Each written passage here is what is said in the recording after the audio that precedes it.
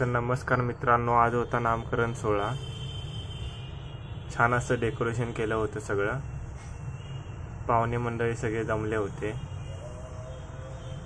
Decoration बघू शकता किती छान केलं होतं। मग निशा आत्तू आणि सोनू आत्यानं नाव घ्यायला सुरुवात केली,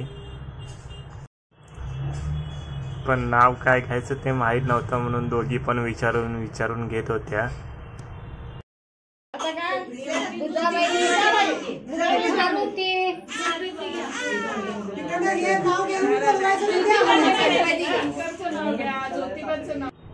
मग सगळं आवरल्यानंतर बायकांनी अंगाई गीत गायला चालू केलं।